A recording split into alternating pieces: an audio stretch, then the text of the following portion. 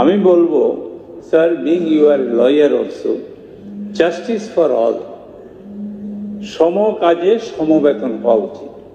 যদিও দুর্ভাগ্যবশত আপনার 2018 সালে আগে একটা ছিল, বামফ্রন্ট যখন ছিল, ওরা সব কাজ ভালো করেছে আমি বলবো না, কিন্তু যারা ফিক্সড পে ছিল বা ডিআরডব্লিউ বা কন্টিজেন্ট ছিল, 10 বছর কাজ করলে রেগুলার হতো, ওই সার্কুলারটা উদ্যোগ করা হয়েছে। ঠিক আছে, আপনারা এসছেন, কিন্তু বিকল্প তো কিছু করতে হবে।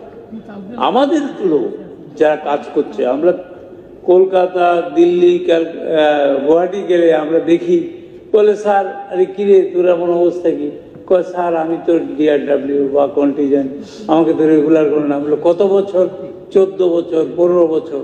আমি বলবো এটা আউটসোর্সিং হোক আর আগের হোক, যারা আছে এখানে আমরা আবেদন রাখতে পারি।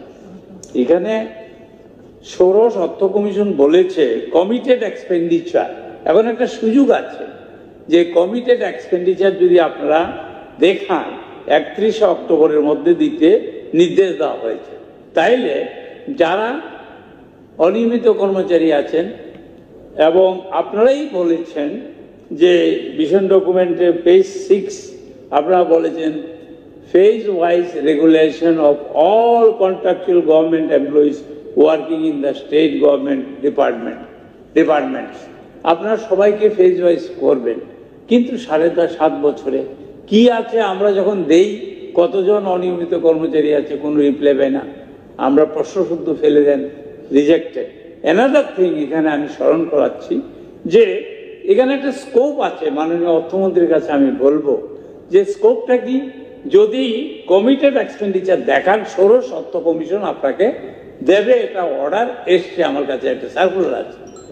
আমি যেটা বলছি গভর্নমেন্ট এমপ্লয়ি যারা আছে এর সঙ্গে আমি আপনার যথার্থে আমি বলছি, এমপ্লয়িরা বর্তমানে দিয়ে মহার্ঘ ভাতা 22% তাদের পাওয়া না। এটা যদি এখন 8 পে কমিশন হবে, আমি প্রশ্ন দিয়েছিলাম, আপনি ক্যান্সেল করেছেন।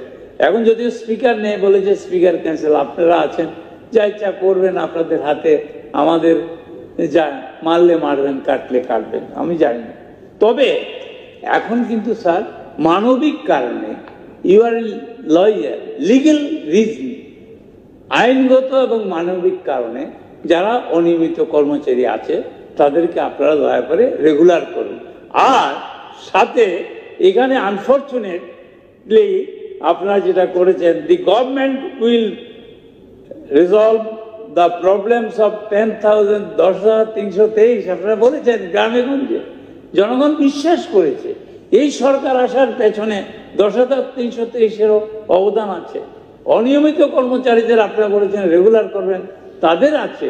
আমি পার্টি বুঝি না, এক্স ওয়াই, আপনারা এখানে আছেন, who knows tomorrow you would be here, the people from here will go there, হতেও তো পারে কিছু আয়রাম গয়রাম এদিকে সেদিকে যাবে, আমি জানি, কিন্তু সেটা না। আমার বক্তব্য হলো, মাই humble submission before your honour, যে থ্রু আমি বলছি, প্লিজ আমার ভাল লেগেছে, এটার মধ্যে কিন্তু অ্যামেন্ডমেন্ট কেউ আনেননি। আমি আপনাকে ধন্যবাদ জানাই, আপনাদের কাছে আমি কৃতজ্ঞ যে আপনারা মেনে নিয়েছেন প্রাইমে বেসি। প্লিজ সমর্থন করুন। আমি অর্থমন্ত্রীকে বলবো, আপনি কমিটেড এক্সপেন্ডিচার দেখালে ষোড়শ অর্থ কমিশন থেকেও আপনি পাবেন, একটা প্রপোজাল করুন। অনিয়মিত কর্মচারী ইনক্লুডিং আউটসোর্সিং এবং বিভিন্ন জায়গায় যারা আছে, এবং ইফ পসিবল ইনক্লুডিং 10,323, তাদের একটা ব্যবস্থা করুন।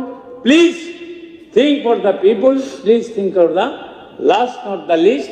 একই কাজে আপনি লয়ার, সেম ওয়ার্ক, ডিফারেন্স পেমেন্ট হওয়া যায় না। নেচার, এটা against the principles of natural justice.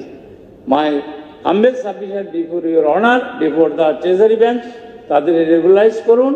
ত্রিপুরার জনগণকে বাঁচান, কর্মচারীদের বাঁচান, তাদের পেটে লাথি দিয়ে রাজনীতি করা ঠিক হবে না। ধন্যবাদ।